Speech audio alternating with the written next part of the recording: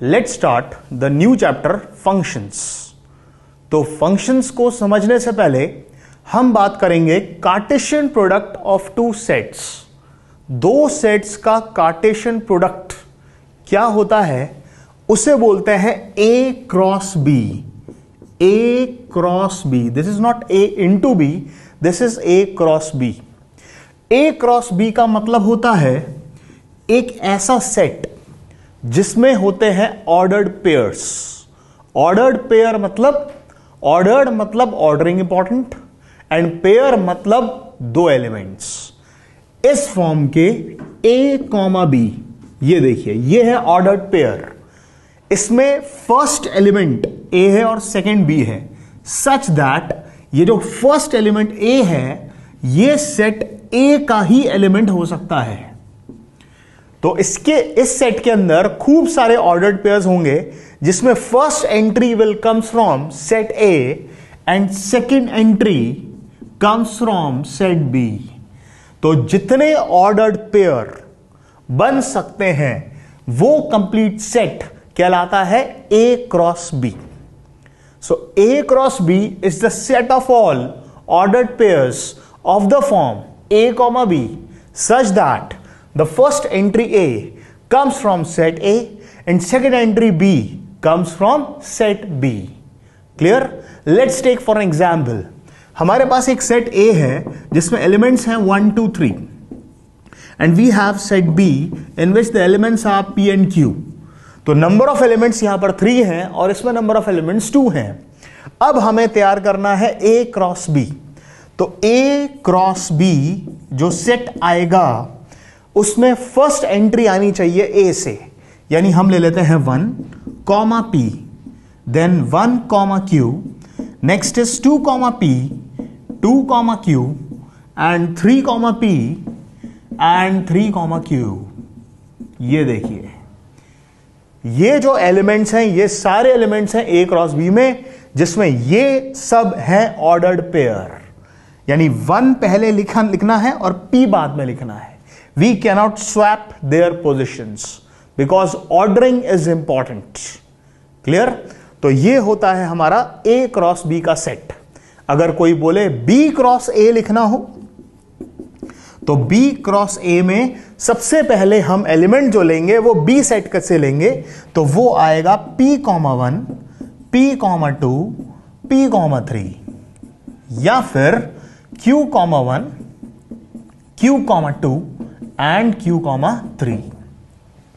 Means हम समझ गए कि A cross B is not equals to B cross A।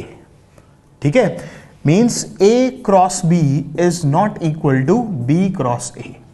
एक और बात, अगर हमारे सेट A में नंबर ऑफ एलिमेंट्स 3 हैं और सेट B में नंबर ऑफ एलिमेंट्स 2 हैं, तो बोलिए A क्रॉस B में कितने एलिमेंट्स हैं? 6 एलिमेंट्स हैं, यानी 3 2 6। कॉमन सेंस, अगर मान लीजिए सेट A में 5 होते और सेट B में 3 होते तो फिर A क्रॉस B में कितने होते? 5 3 15 एलिमेंट्स। तो हम यहां से ये बात समझ सकते हैं, if number of elements in set A is n and number of elements in set B is m, then number of elements in A cross B is equal to number of elements in B cross A is equal to m into n. These are the number of elements in A cross B or B cross A. Clear? तो हमें समझ में आ गया कि A cross B ये A into B नहीं है, ये एक सेट है जिसमें है हमारे पास खूब सारे एलिमेंट्स। ठीक है, अब हमने ये क्यों पढ़ा? कार्टेशियन प्रोडक्ट ऑफ सेट्स पढ़ने का मकसद है कि हम अब रिलेशन के लिए रेडी हो गए। अब हम पढ़ेंगे रिलेशन और रिलेशन के बाद स्टार्ट करेंगे फंक्शंस। ठीक है, तो इसके बाद हम शुरू करते हैं रिलेशन। तो रिलेशन क्या होता है इसको देखेंगे। रिलेशन होता है any subset of A cross B। अभी हमने बात की थी A और B सेट था तो A क्रॉस B निकालना सीखा था। A cross B is the set of all ordered pairs of the form A comma B, जहां पर A आता था सेट A से और B आता था सेट B से। ठीक है, अब वो जो सेट आया है उस सेट में से कुछ भी अपन एलिमेंट्स ले लें, कोई भी सबसेट ले लें, तो उसको बोलते हैं अपन रिलेशन। जैसे हमारा जो सेट ए था वो था 1 2 3, सेट बी में एलिमेंट्स थे p, q। चलिए a क्रॉस b बताइए, एक बार फिर रिवाइज कर लें। 1 p 1 q, 2 p 2 q and 3 p and 3 q। Okay, अब हमने रिलेशन की डेफिनेशन क्या बोली कि any subset of a cross b is a relation. इसमें से हम कुछ भी उठा लें, लेट से मैंने R1 उठाया, तो R1 कुछ भी एलिमेंट्स ले लेते हैं, मैंने ले लिया 1 p and 2 p and let से 3 q, 3 एलिमेंट उठा लिए। तो ये जो R1 है ये सबसेट है a क्रॉस b का, तो ये क्या हुआ, एक रिलेशन। आप चाहें तो रिलेशन 2 कुछ भी डिफाइन कर ले, 1 q 2 q, ये भी एक रिलेशन है। रिलेशन 3 पूरा a क्रॉस b ले लें, ये भी एक रिलेशन है। रिलेशन 4 कुछ ना लें, empty set, phi null set, वो भी एक रिलेशन है। वॉइड रिलेशन जिसमें कोई भी एलिमेंट ना हो, वो भी क्या होता है, एक रिलेशन। ठीक है, तो हमने क्या बात सीखी कि a क्रॉस b का कोई भी सबसेट लेना एक रिलेशन होता है। ये है हमारे पास कुछ एग्जाम्पल्स रिलेशन के। ठीक है, चलिए अब अगर हमने आपसे पूछा कि नंबर ऑफ रिलेशन बताइए कितने होंगे, ध्यान से सुनिए। मैंने आपसे क्वेश्चन दिया कि सेट ए में एलिमेंट्स है 1 2 3, सेट बी में है p एंड q, तो आप number of elements a cross b में तो बता ही सकते हैं। a क्रॉस b में नंबर ऑफ एलिमेंट्स कितने, 3 × 2 6। क्लियर। बट अगर हमने आपसे बोला कि नंबर ऑफ रिलेशंस बताइए, तो रिलेशन तो बच्चों बहुत सारे हुए। ठीक है, अगर हमने एक एलिमेंट लिया, हर एक सेट में से, हर इस सेट में से एक एक एलिमेंट ले लें तो वो भी एक रिलेशन हुआ, 2 ले लें तो भी रिलेशन हुआ, 3 ले लें तो भी रिलेशन हुआ, ये सब ले लें तो भी एक रिलेशन हुआ, या नहीं भी ले लें तो भी एक रिलेशन हुआ। और हमने आपसे पूछा कि कितने नंबर ऑफ रिलेशन होंगे, तो उसको निकालने के लिए हम क्या करेंगे, इस क्वेश्चन में we have 6 elements in a cross b, so if I take no element means 6 is 0, और आई टेक 1 एलिमेंट 6 is 1, और 2 elements 62, or all the elements 66. So these are the possible number of relations, and इसकी value सब जानते हैं, this is 2a plus 6 means 64. So number of relations आ गए हमारे पास 64. Clear. तो हम इस बात को जनरलाइज कर सकते हैं कि if number of elements in set A is n, number of elements in set B is m, then number of elements in a cross b, बच्चों बोलो ये क्या था, m into n, then number of relations, then number of relations बोलिए क्या हो जाएंगे, 2 की पावर mn। क्लियर। अगर मान लीजिए A सेट में 4 एलिमेंट्स, B सेट में 3 एलिमेंट्स, तो A क्रॉस B में 4 3s are 12 एलिमेंट्स, तो नंबर ऑफ रिलेशंस कितने हुए, 2 की पावर 12। ओके, चलिए आगे बढ़ते हैं रिलेशंस में। अगर हम बात करना चाहें 2 टर्म्स की, जैसे अब हमने सीख लिया कि R1 R2 R3 इस टाइप के रिलेशंस होते हैं। ठीक है, अब आप लोग ध्यान से देखिएगा, एक रिलेशन को हम ध्यान से स्टडी करते हैं। मान लीजिए हम R1 के बारे में बात करते हैं, तो R1 को अपन मैप करें अगर, तो R1 है, ये मैपिंग डायग्राम होता है सेट A से सेट B के बीच में। तो ये एक सेट है जिसके अंदर आपके एलिमेंट्स हैं 1 2 एंड 3, सेट B में एलिमेंट्स हैं P एंड Q, और अब हम मैप करेंगे। ठीक है, तो R1 रिलेशन हमें बनाना है। यहां से देखिए 1 is related to P, 1 is related to P, ये देखिए ऐसे एरो फॉर्म में हम इसको मैप कर सकते हैं। Next is 2 is related to P, 2 is related to P and 3 is related to Q। ये देखिए, ये हमने रिलेशन को मैप करके आपको दिखा दिया। आप चाहें इससे कोई सा भी रिलेशन चाहें तो इजीली मैप कर सकते हैं। तो यहां से अपन ऐसे ज्वाइन करके लिख देते हैं दिस इज R1 रिलेशन। ठीक है, तो अगर हम इस रिलेशन की बात कर रहे हैं तो आपको कुछ टर्म्स आगे के लिए ध्यान रखनी है। जैसे अभी हम बात करेंगे इमेज, प्री इमेज, इमेज और प्री इमेज, और फिर बात करेंगे domain, codomain and range of relation. ठीक है, पहले आप समझिए कि इमेज और प्री इमेज क्या होता है। इमेज एंड प्री इमेज क्या होता है, ठीक है। तो इमेज होती है set of all elements in this set B, यानी हम बोल सकते हैं कि इफ कोई ऑर्डर्ड पेयर ले लेते हैं ए कॉमा बी, ये किसी रिलेशन में मौजूद है, ठीक है, ए कॉमा बी किसी रिलेशन में है, तो ये जो एलिमेंट बी है इसे हम बोलते हैं इमेज, सिंपल। और इसको बोलते हैं प्री इमेज, ये पहले है तो इसे बोलेंगे प्री इमेज, वो बाद में है तो अपन इसे बोलेंगे इमेज। तो यहां पर आपको इमेजेस मिलती हैं और यहां पर आपको प्री इमेजेस मिलती हैं। तो सेट बी से इमेजेस मिलेंगी और सेट ए से प्री इमेजेस मिलेंगी। क्लियर? तो यहां पर A is pre image, pre image of B under relation R. Clear? जैसे अगर R1 रिलेशन है तो 1 क्या है? प्री इमेज किसकी? P किस रिलेशन में? R1 रिलेशन में। हो सकता है कि 1 जो प्री इमेज हो वो किसी और रिलेशन में किसी और की प्री इमेज हो, बट 1, P अगर एलिमेंट है रिलेशन में तो 1 को हम क्या बोलेंगे? Pre image of P under relation R1 and P is what? Image of 1 under relation R1। सीधी सी बात, अगर A, B रिलेशन में है तो A होता है प्री इमेज और B होता है image under that relation. Clear? तो ये हमने दोनों टर्म सीख ली। इसमें set A is related to B। ठीक, अब हम आते हैं इसके बाद दो और टर्म्स पे। एक होती है डोमेन, इनफैक्ट 3 टर्म्स, और एक होती है कोडोमेन, और नेक्स्ट इज रेंज। ठीक है, अब इसको हमें ध्यान से समझना है कि ये टर्म्स क्या हैं। चलिए ध्यान से सुनिएगा। सबसे पहले बात करते हैं डोमेन की। ठीक है, what is domain? Domain of a relation. So domain is nothing but set of all pre images.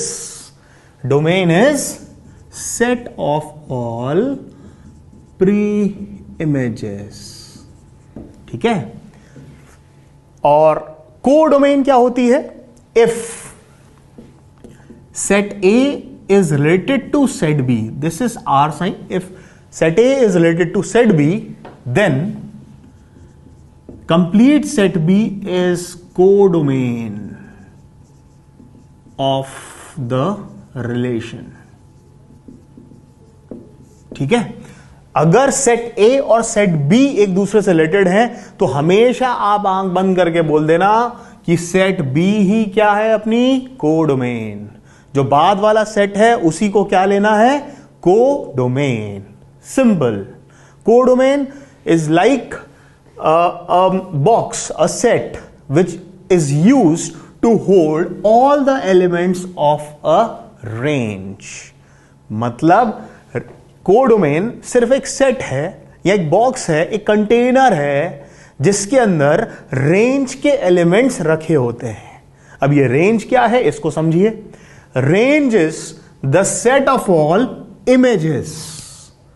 Domain थी set of all pre images, तो रेंज क्या है? Set of all images. तो इसको हम लिख सकते हैं सेट ऑफ ऑल इमेजेस।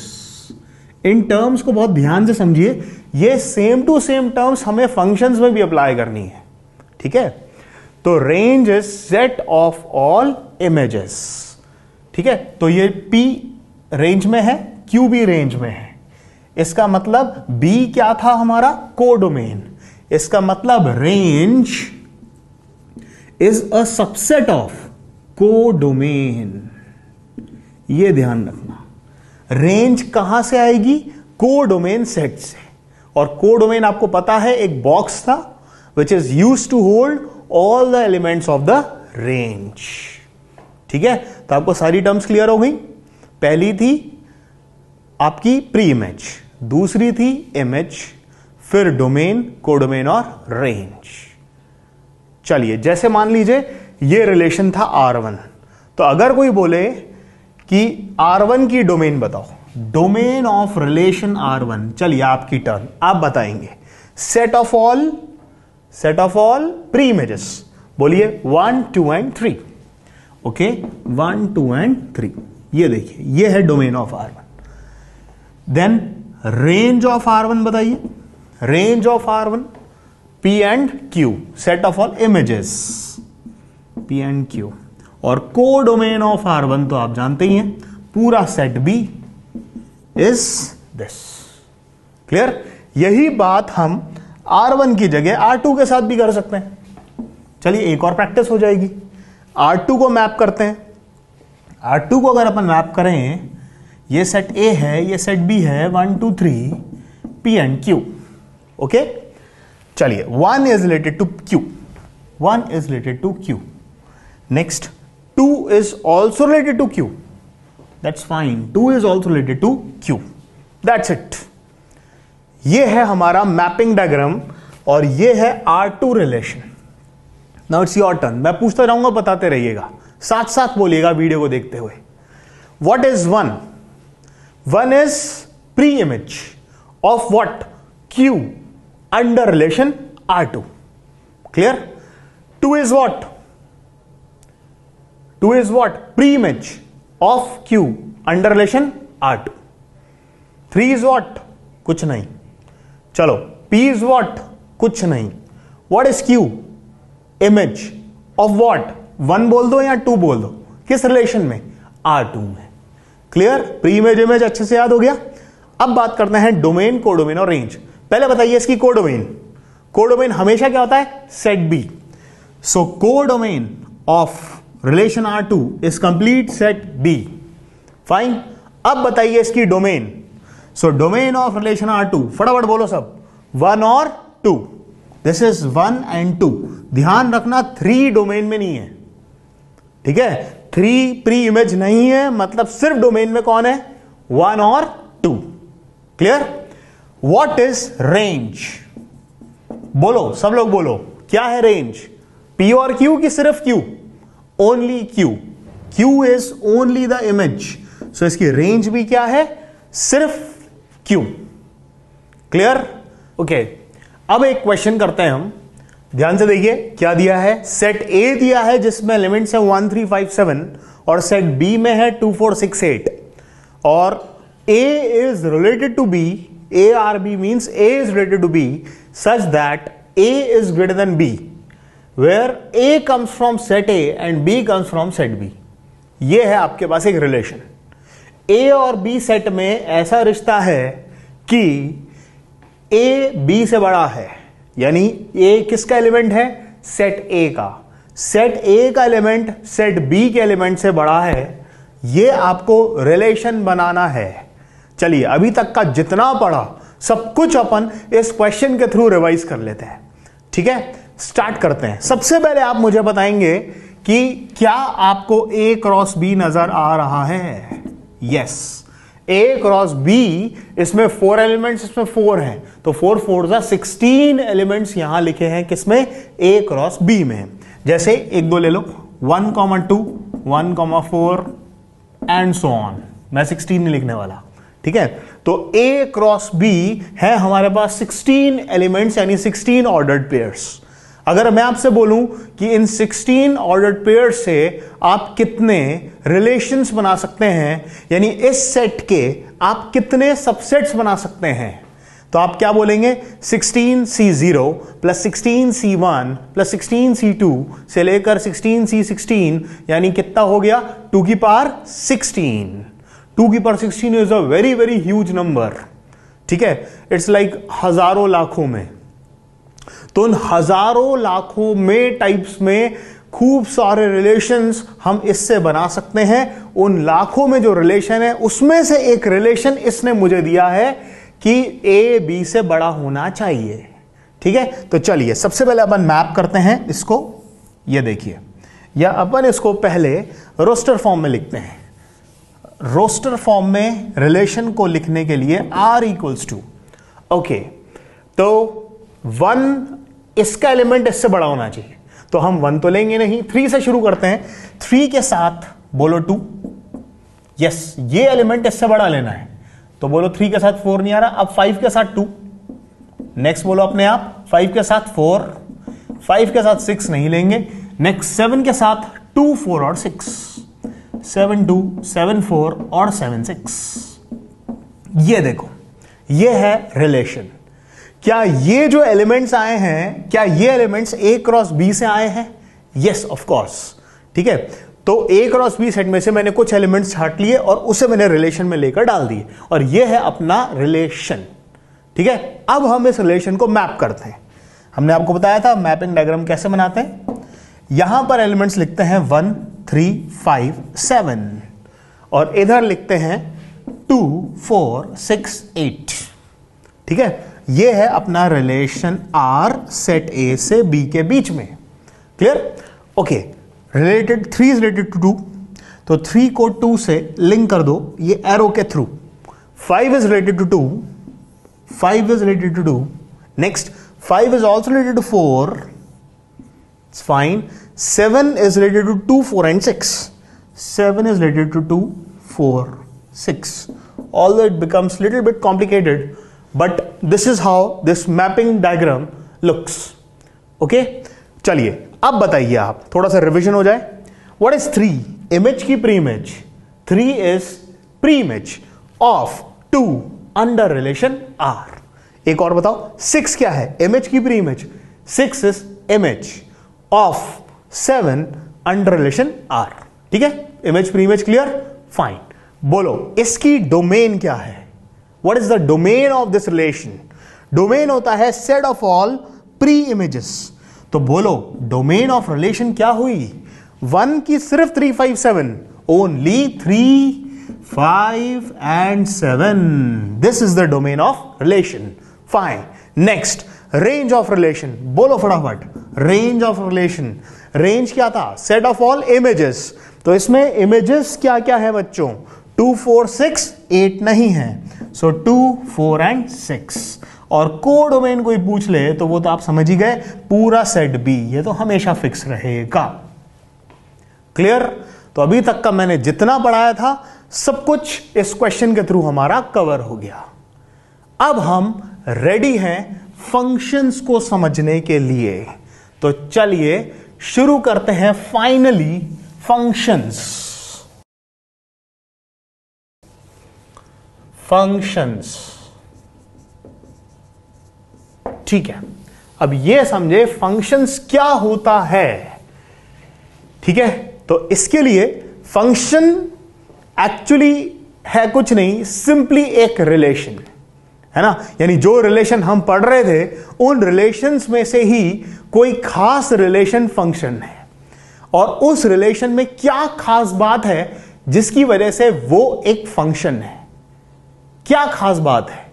और उसमें खास बात यह होनी चाहिए कि a relation is said to be a function. A relation is said to be a function if every element, ध्यान से सुनना definition, if every element of set A, every is important, every element of set A has a unique image, has a unique is important image in set B, समझे? तो हम बोल सकते हैं it is a special type of relation, ठीक है। A relation defined from set A to set B is said to be a function F, IFF. This is if and only if every element of set ए, इस every को अच्छे से underline कर देते हैं, this is important. Every element of set A has a unique is a very important term again, has a unique element in set B। ठीक है, तो इस चीज को अब अच्छे से समझ लेते हैं कि ये क्या बोलना चाहते हैं, सब ध्यान दें। ठीक है, मान लीजिए हमारे पास एक रिलेशन है ए से बी में। ठीक है, इसको कुछ लिख लेते हैं 1 2 3 ए एंड बी। क्लियर? तो ये बोलना चाहते हैं every element of set A, set ए के हर एलिमेंट की इमेज होनी चाहिए सेट बी में, और हर एलिमेंट की यूनिक इमेज होनी चाहिए। कहीं कोई ऐसा एलिमेंट ना हो जिसकी एक से ज्यादा इमेजेस हो, या फिर कोई एलिमेंट ऐसा सेट ए में ना छूट जाए जिसकी कोई भी इमेज सेट बी में ना हो, तो हम उस रिलेशन को क्या बोलेंगे? फंक्शन। ठीक है, जैसे देखिए, ये बताइए, क्या ये रिलेशन तो ऑब्वियसली है, रिलेशन में कोई कंडीशन नहीं है। ठीक है, क्या ये रिलेशन एक फंक्शन है? यस, हर एलिमेंट की यूनिक इमेज है। हां, सबकी इमेज सेम है, ए है, it's not a big deal. But B अगर यहां लिखा है तो यहां से कोई प्रॉब्लम नहीं है, हमें सिर्फ कॉन्सेंट्रेट करना है किस सेट पर? सेट ए पर। सिर्फ आप ध्यान देंगे सेट ए पर, सेट बी की चिंता नहीं करेंगे। सेट ए पर हर एलिमेंट से एक एक लाइन जानी चाहिए, और हर एलिमेंट से जानी चाहिए ना।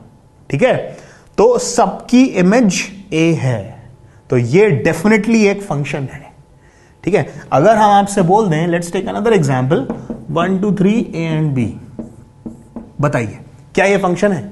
नो, बिकॉज 3 की कोई इमेज नहीं है। तो हर एलिमेंट की इमेज होनी चाहिए थी, 3 की इमेज नहीं है, इसलिए फंक्शन नहीं है। ठीक है, अगर हम इसकी बात करें, बोलिए। हाँ जी, इसमें सबकी इमेजेस तो हैं, बट प्रॉब्लम क्या हो गई? 1 की कितनी इमेजेस हैं? 2, तो इसीलिए ये भी फंक्शन नहीं है। ठीक है,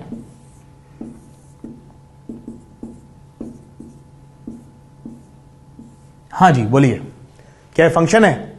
यस ऑफ कोर्स, हर एक की एक एक इमेज है, ये ए से बी में रिलेशन स्टैब्लिश्ड है। सेट ए की चिंता करते हैं हम, तो सबकी एक एक इमेज है और यूनिक है। ठीक है, एक से ज्यादा किसी की भी इमेज नहीं है, यानी ये रिलेशन भी फंक्शन है। क्लियर? समझ में आ गया? मैथमेटिकली हम चीज को समझते हैं कि फंक्शन क्या होता है। F is a function defined from A to B if first है F is a subset of A cross B. F जो होना चाहिए वो सबसेट होना चाहिए ए क्रॉस बी का, क्योंकि रिलेशन भी सबसेट था ए क्रॉस बी का। सेकेंड, ये बोलता है for F, this is the sign for every, हर ए जो सेट ए से है उसके लिए कोई ना कोई बी मौजूद होना चाहिए। ठीक है, यानी हर सेट के एलिमेंट के लिए कोई ना कोई सेट बी का एलिमेंट प्रेजेंट होना चाहिए। यह बात हम अच्छे से समझ चुके हैं। और तीसरी बात, ये यूनिकनेस को समझाएगा। अगर ए कॉमा बी फंक्शन में है, ए कॉमा सी भी फंक्शन में है, इसका मतलब ये बोलना चाहते हैं ए कॉमा बी और ए कॉमा सी। ये देखिए ऐसा, ए कॉमा बी भी फंक्शन में है, ए कॉमा सी भी फंक्शन में, यानी ये चीज तो एक्चुअली पॉसिबल है ही नहीं जब तक बी और सी दोनों अलग अलग हैं। तो अगर इसको फंक्शन बनना है तो इन दोनों को बराबर इक्वल होना पड़ेगा, यानी ए की सिर्फ यूनिक ही इमेज हो सकती है। तो इसका मतलब क्या हुआ? B is equal to C. Clear? चलिए आगे बढ़ते हैं, एक एग्जाम्पल लेते हैं, उससे और चीजें बढ़िया क्लियर हो जाएंगी। मान लीजिए मेरे पास सेट है ए, सेट ए है जिसमें एलिमेंट्स हैं 1 2 3 4। ठीक है, एक सेट बी लेता हूं जिसमें एलिमेंट्स लेता हूं 1 4 9 16, एक 25 और ले लेता हूं। ठीक है, अब मैं आपसे पूछता जाऊंगा रिलेशन, आपको बताना है वो फंक्शन है या नहीं है, ठीक है। चलिए first is relation R1। R1 देते हैं आपको 1 1 2 4 3 9 4 16 4 25। ये देखिए हमने A क्रॉस B से कुछ एलिमेंट्स लिए, आपको दे दिए, बताइए फंक्शन है क्या? बोलिए। No, it is not a function. किस वजह से नहीं है? 4 की 2 इमेजेस हैं, और वो कौन कौन सी है? 16 और 25। 4 की 2 इमेजेस हैं, 16 और 25, इस वजह से ये फंक्शन नहीं है। R2 देते हैं 2,4 3,9 4,16। अब बोलिए क्या ये फंक्शन है? बोलिए है क्या? अब तो सबकी एक एक इमेज है। No, still it is not a function. Why? यहां पर 1 की कोई भी इमेज प्रेजेंट नहीं है। 1 कॉमा कुछ होना चाहिए था, इसीलिए 1 के साथ किसी का भी रिलेशन नहीं है, इसका मतलब यह भी फंक्शन नहीं है। चलिए R3 1 1 2 4 3 9 एंड 4 16। क्या लगता है, क्या ये फंक्शन है? Yes, it is a function. Set ए के एलिमेंट्स देखिए 1 2 3 4, चारों एलिमेंट्स आ चुके हैं, बढ़िया। और हर एलिमेंट एक ही बार आया है, किसी की इमेज रिपीट भी नहीं हुई है, यानी सबकी यूनिक इमेजेस हैं, यानी ये है अब हमारा फंक्शन। अब हम इसको मैप करके देखते हैं। तो ये रहा मैपिंग सेट ए से सेट बी में। ये अब R3 रिलेशन बोल दो या इसका नाम फंक्शन F करके दे दो, ठीक है। तो सेट ए में एलिमेंट्स है 1 2 3 4, और यहां है 1 4 9 16 25। और इसको अगर मैप करें तो 1 is related to 1, 2 is related to 4, 3 is related to 9 and 4 is related to 16। आपको क्लियरली दिख रहा है सेट ए के हर एलिमेंट से एक एक लाइन पास हो रही है, यानी ये क्लियरली एक फंक्शन है। क्लियर? अब बात करते हैं इसकी कुछ टर्म्स जो हमने रिलेशन में पढ़ा था। क्या? Image, pre image, domain, codomain, range, वो सारी टर्म्स यहां पर भी एज इट इज सेम है, ठीक है।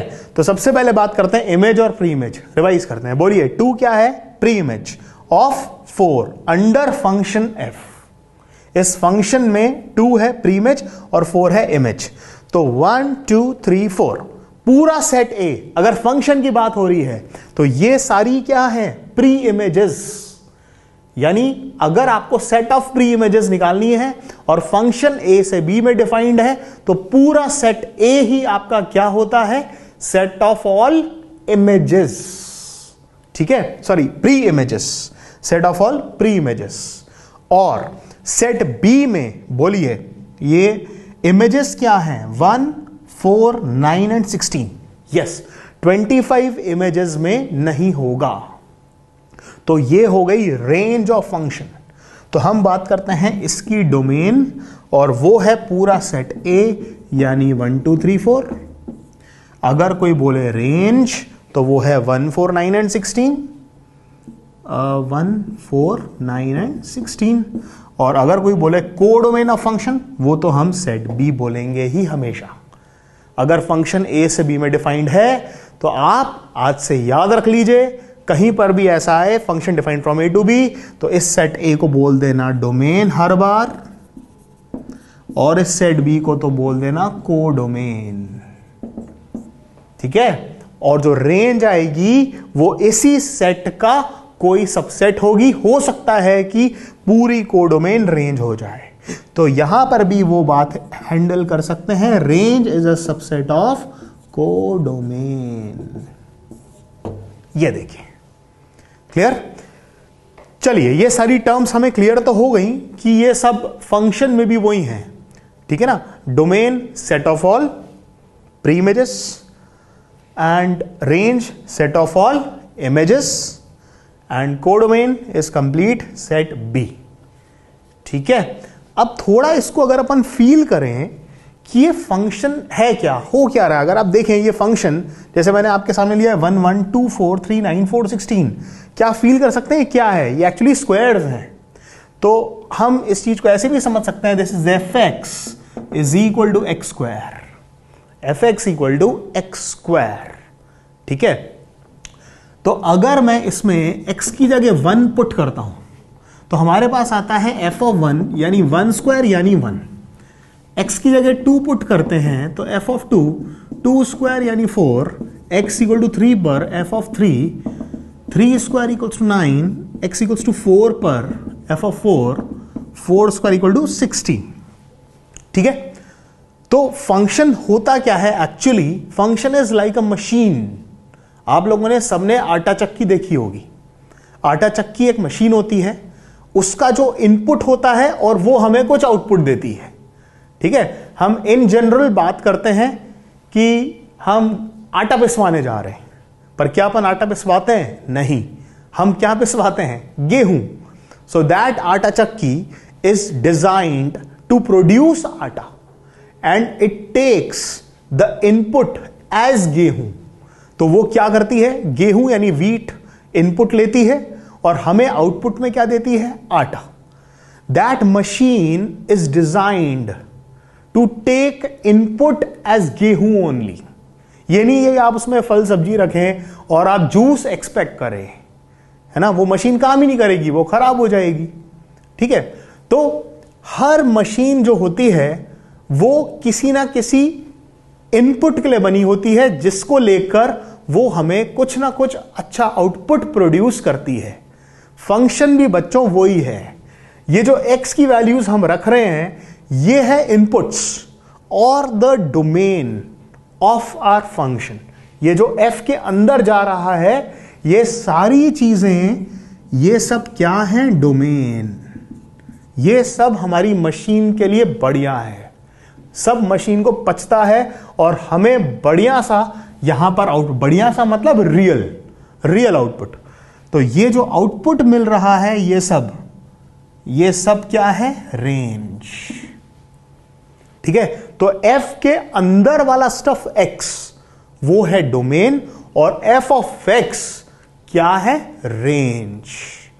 ठीक है, तो हम रेंज की डेफिनेशन को मैथमेटिकली ऐसे भी लिख सकते हैं, range is nothing but f of a। देखो f ऑफ 1 रेंज है, f ऑफ 2 रेंज है, f ऑफ 3 रेंज है, f ऑफ 4 रेंज है, क्योंकि f के अंदर जो है वो ही तो डोमेन है ना। तो यानी f of a such that a जो आना चाहिए वो सेट a से आना चाहिए। हमारा फंक्शन डिफाइंड है a से b में, और जो f ऑफ a आना चाहिए बच्चों वो सेट b से आना चाहिए। f ऑफ a किस सेट का एलिमेंट होना चाहिए? सेट b का एलिमेंट। ठीक है, so this is our range. तो इसमें हमारी रेंज क्या क्या है? f of 1, f of 2, f of 3, f of 4, यहां बोल दो 1, 4, 9 और 16 है हमारी रेंज। क्लियर?